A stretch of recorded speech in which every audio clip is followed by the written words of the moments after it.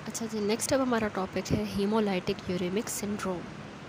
इसमें सबसे पहले केस प्रेजेंटेशन बताई गई है कि 2 year old previously healthy boy है जो प्रेजेंट किया विथ पेलार। ठीक है, उसको पेलार हुआ है, पहले वो बिल्कुल हेल्दी था।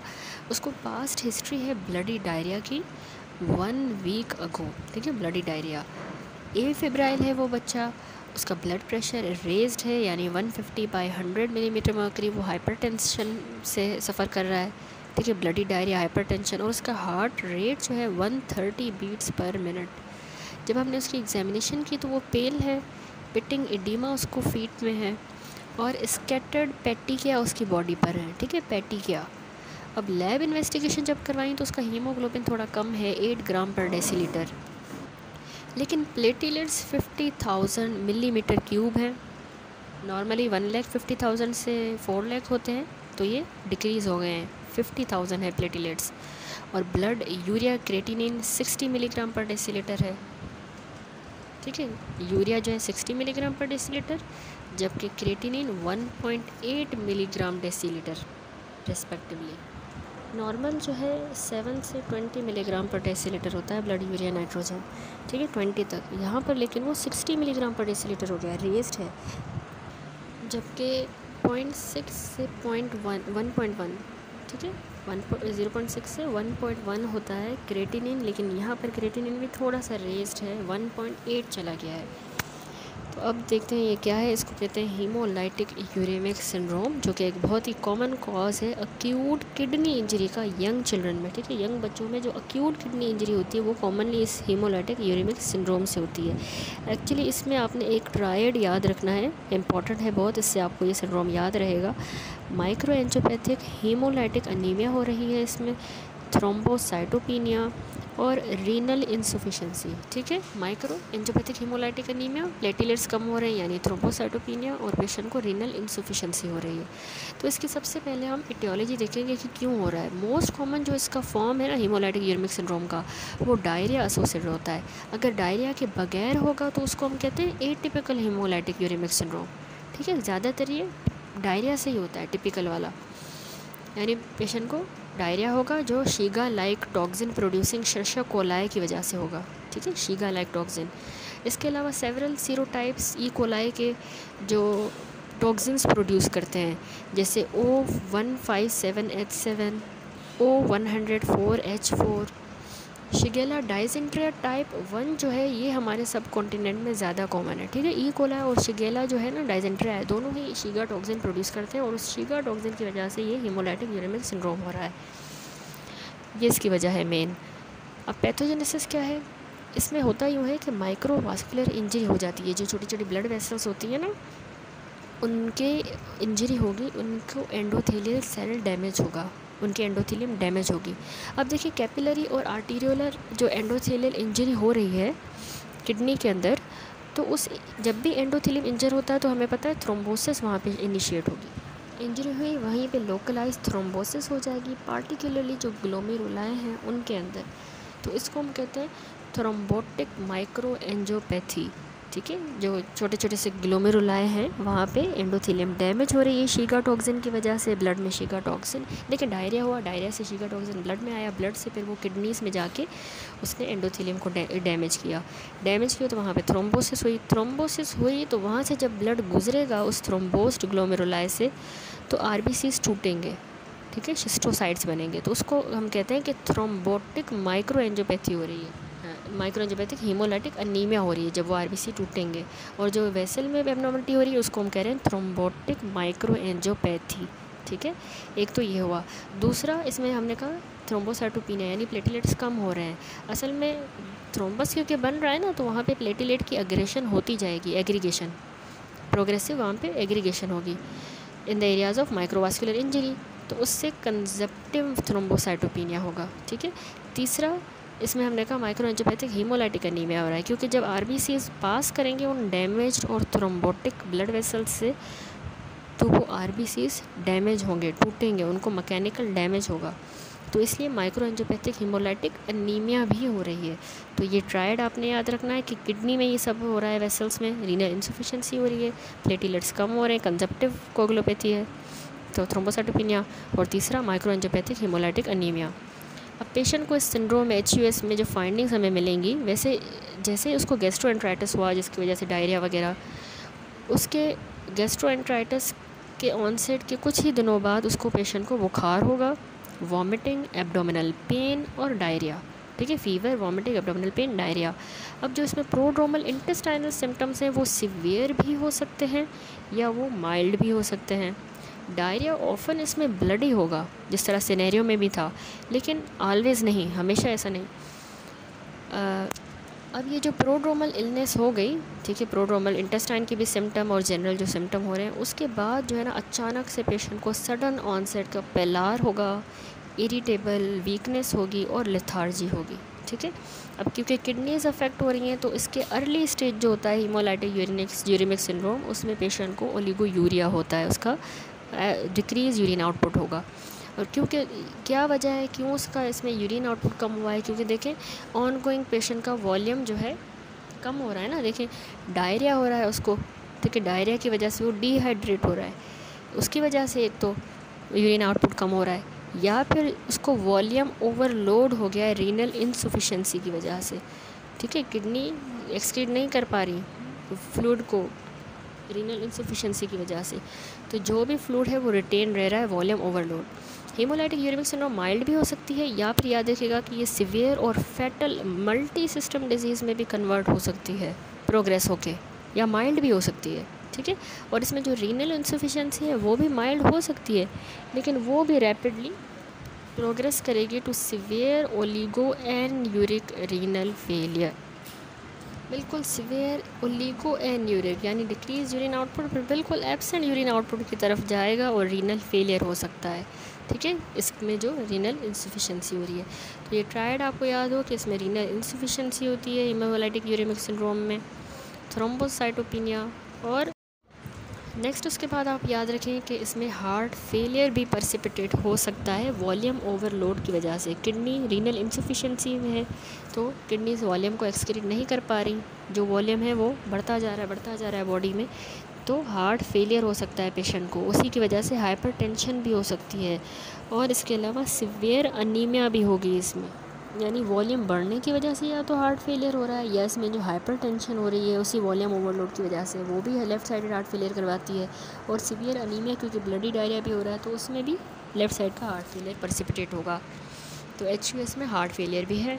इसके अलावा HUS में सिवियर CNS इन्वॉल्वमेंट, यानी पेशेंट को सीजर्स होंगे और सिग्निफिकेंट उसको इंसेफेलोपैथी डेवलप होगी, जो कि माइक्रोवास्कुलर CNS थ्रोम्बोसिस के सेकेंडरीली होगी।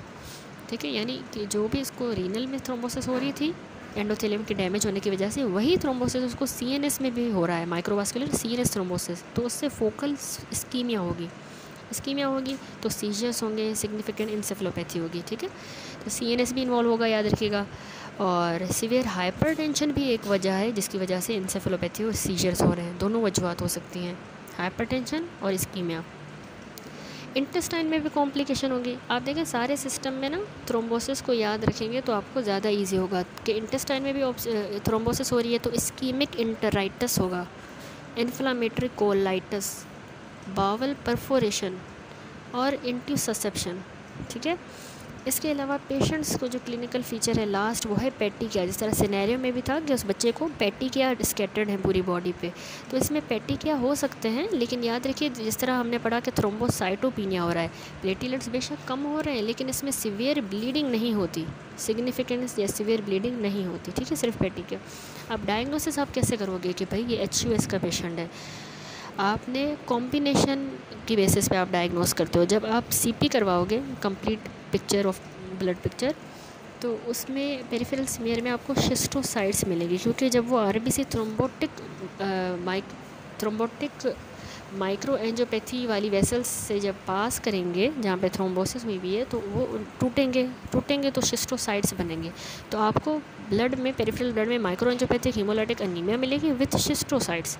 दूसरा आपको प्लेटलेट्स कम मिलेंगे, थ्रोम्बोसाइटोपिनिया, और उसका रीनल फंक्शन टेस्ट भी डीरेंज्ड होगा।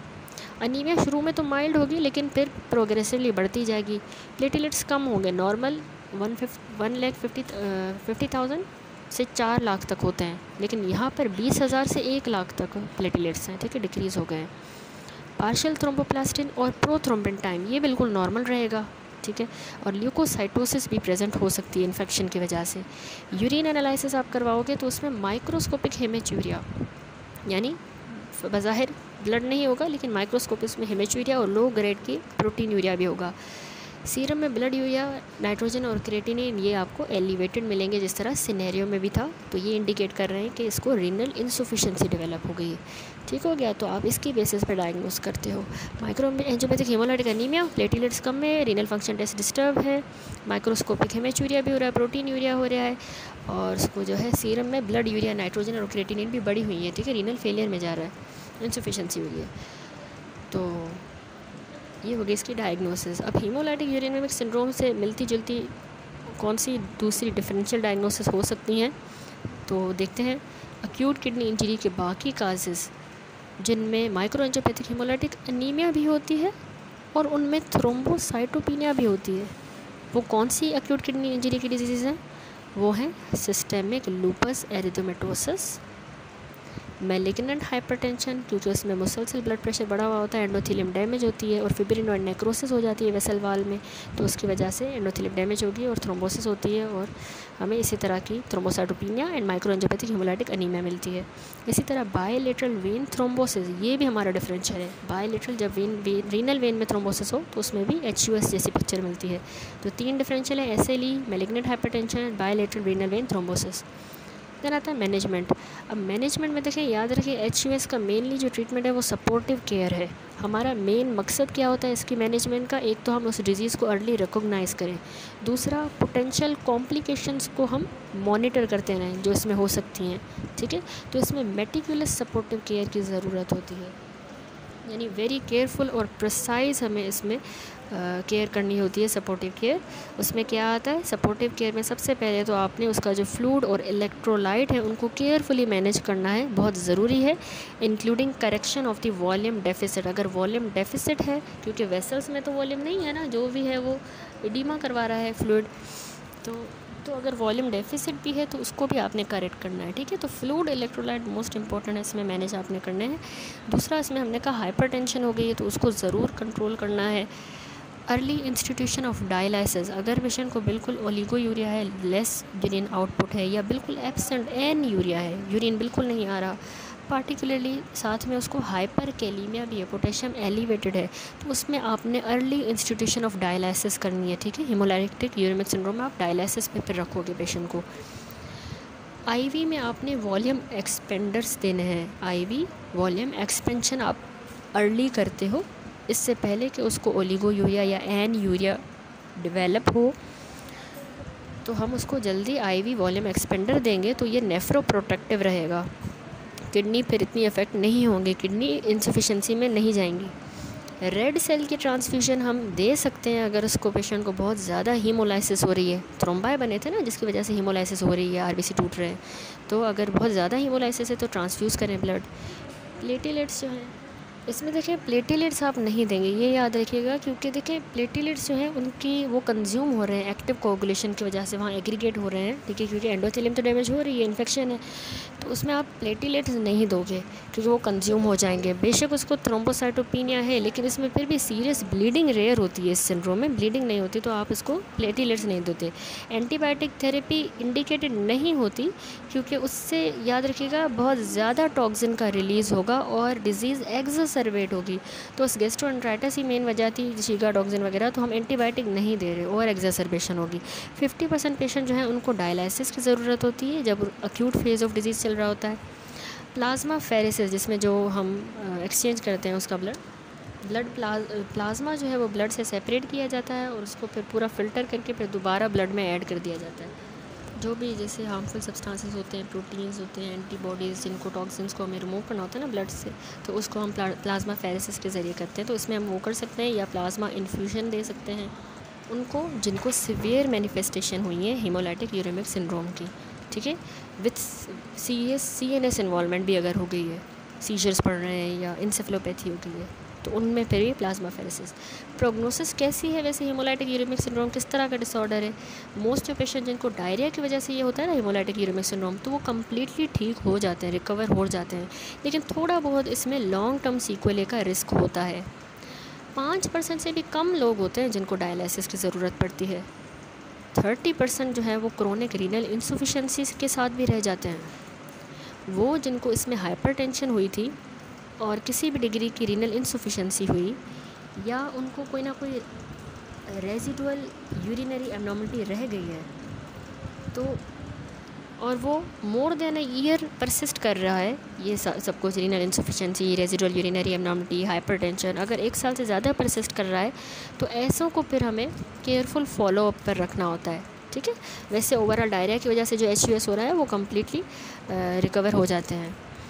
वो पेशेंट जो कम्प्लीटली रिकवर हो जाते हैं 1 साल के बाद, तो वो अनलाइकली हैं कि उनको लॉन्ग टर्म सीक्वेले की मैनिफेस्टेशन हो। To exclude all the late sequelae, जो बाकी आगे जाके ना हो, उनको एक्सक्लूड करने के लिए हम एनुअल एग्जामिनेशन करते हैं। ठीक है, हर साल इनकी। देन आता है अदर इन्फेक्शन जो कि HUS करवाएं। अभी तो हमने ई कोलाई और शिगेला डाइजेंट्री की वजह से जो शिगा टॉक्सिन वगैरह प्रोड्यूस हो रहा था, उससे हमने देखा HUS हो रहा है। लेकिन कुछ न्यूमोकोकस, ऐसे न्यूमोकोकस जो न्यूरामिनिडेज प्रोड्यूस करते हैं, जिनसे नमूनिया होता है, इम्पाइमा, बैक्टीरिया, तो ये भी हीमोलाइटिक यूरेमिक सिंड्रोम करवा सकते हैं। ठीक है, ये भी याद रखिएगा। तो उनमें हमें कूम टेस्ट पॉजिटिव मिलता है। फिर हमने जल्द से जल्द न्यूमोकोकल इन्फेक्शन को प्रॉम्प्टली ट्रीट करना होता है, उसमें ज़रूरी होता है। और उसमें वैसे प्लाज्मा इन्फ्यूजन और प्लाज्माफेरेसिस कॉन्ट्रा इंडिकेटेड हम नहीं करते। बाकी जो अनट्रीटेड HIV है, अगर HIV ट्रीट नहीं होता तो उसमें भी हमें इस तरह की पिक्चर मिलती है, थ्रोम्बोटिक माइक्रोएंजियोपैथी हो जाती है उसमें, और पेशेंट को हीमोलाइटिक यूरेमिक सिंड्रोम जैसी पिक्चर होती है। मैंने आपको शुरू में बताया कि एक और होता है एटिपिकल हीमोलाइटिक यूरेमिक सिंड्रोम। ये क्या है याद रखिएगा, ऐसा हीमोलाइटिक यूरेमिक सिंड्रोम जिसमें साथ में डायरिया नहीं है, गैस्ट्रोएंटेराइटिस की वजह से वो नहीं हुआ, तो उसको हम कहते हैं एटिपिकल हीमोलाइटिक यूरेमिक सिंड्रोम। तो अब इसमें क्या वजह हो सकती है अगर डायरिया नहीं है तो उसमें कुछ जेनेटिक और एक्वायर्ड कॉजेज़ होते हैं, जो अभी मैं आपको एक्सप्लेन करूँगी। सबसे पहला कॉम्प्लीमेंट सिस्टम की एब्नॉर्मलिटी होती है, यानी उस बच्चे को कॉम्प्लीमेंट I, कॉम्प्लीमेंट H इसकी डेफिशिएंसी होती है। ठीक है, या फिर उसको von Willebrand factor cleaving protease ADAMTS 13 की डेफिशिएंसी होगी। Systemic lupus erythematosus SLE, malignant hypertension उसकी वजह से हो सकता है, क्योंकि ब्लड प्रेशर एलिवेटेड है, फिब्रिन और नेक्रोसिस हो रही है, तो माइक्रोएंजियोपैथिक होगी और हीमोलाइटिक यूरेमिक सिंड्रोम होगा। ड्रग्स में याद रखिए साइक्लोस्पोरिन A और क्लोपिडोग्रल, ये 2 ड्रग्स भी एटिपिकल HUS करवाएंगे। कोबालामीन C deficiency post renal transplantation HUS में भी एटिपिकल HUS होगा। अच्छा, अब इसमें जो फैमिलियल और जेनेटिक फॉर्म्स हैं HUS की, ये प्रोग्रेसिव में बढ़ती जाएंगी या फिर ये रिलैप्स करवाती हैं और इनकी पुअर प्रोग्नोसिस होती है। वैसे तो हमने पढ़ा था डायरिया वाले में अच्छी प्रोग्नोसिस होती है, लॉन्ग टर्म सीक्वेले का भी रिस्क कम होता है, लेकिन फैमिलियल और जेनेटिक में पुअर प्रोग्नोसिस है, बार बार इनको रिलैप्स होता है। और प्लाज्माफेरेसिस, ऐसे पेशेंट में फिर हम ना प्लाज्माफेरेसिस करते हैं एटिपिकल वालों में। और इक्विलिजुमाब एक anti-C5 एंटीबॉडी है जो कॉम्प्लीमेंट C5 को इनहिबिट करेगी, तो कॉम्प्लीमेंट की एक्टिवेशन ही नहीं होगी।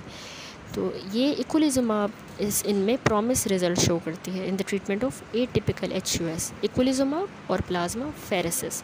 ठीक है, तो एटिपिकल की भी ट्रीटमेंट हमने देख ली।